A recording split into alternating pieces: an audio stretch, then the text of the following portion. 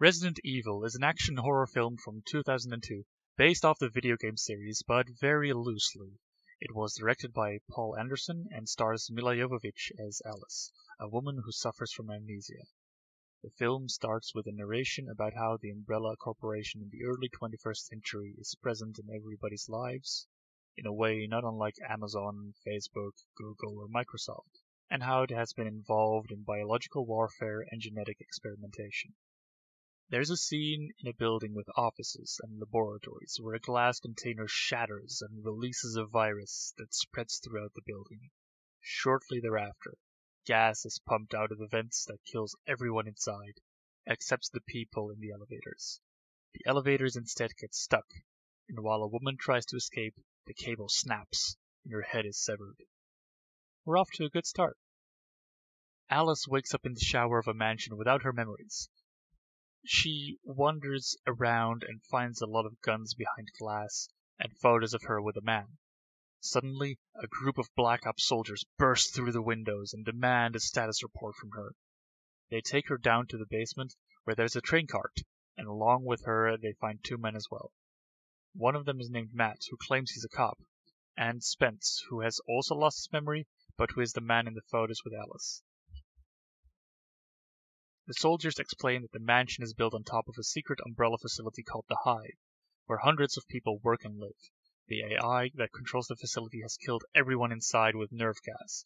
They think that same gas caused Alan and Spence to lose their memories. And they tell them that they're Umbrella secret agents who guarded the entry into the Hive. They are there to shut down the AI so they can take back control of the facility.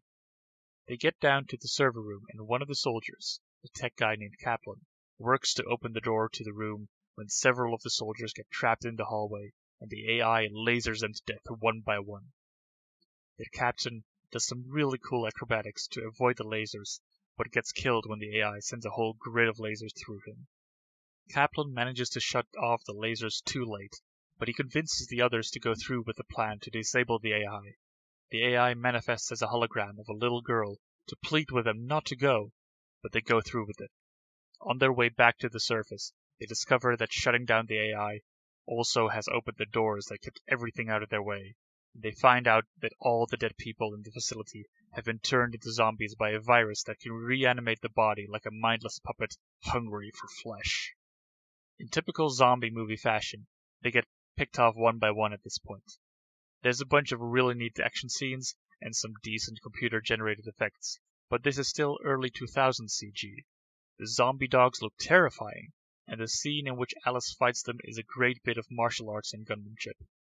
The group ends up figuring out that they won't be able to get out without help, and so they go back to turn the AI back on. They get chased some more by zombies, and Kaplan gets separated from the others.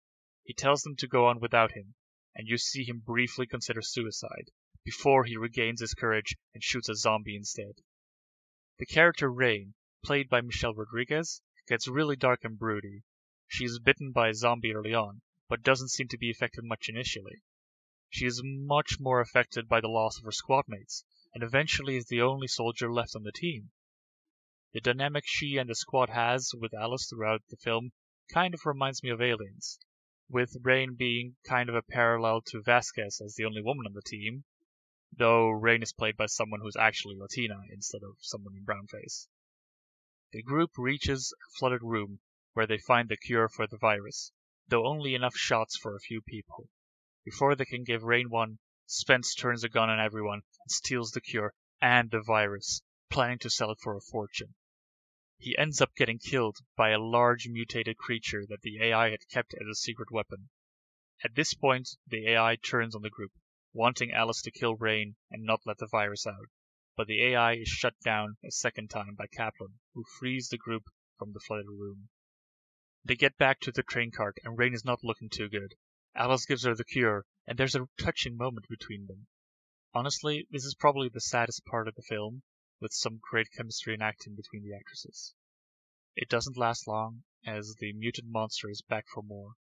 In the midst of the fight, Rain stands up and shows that she is now fully zombie. Alice and Matt kill the creature and Rain, and escape to the mansion, where they collapse in the hallway that resembles one from the first Resident Evil game. The doors open and people in hazard suits take them in. The scene cuts to white and Alice wakes up again in a medical facility. She breaks out and finds herself in a city that looks abandoned in a hurry.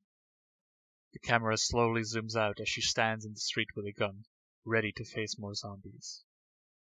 And she faced a lot more zombies. There were a bunch of sequels. They are even more loosely based on the video games than the first one, most of them only keeping the character Alice between them, but they're very decent action horror fare. I can absolutely recommend this very first film in the series.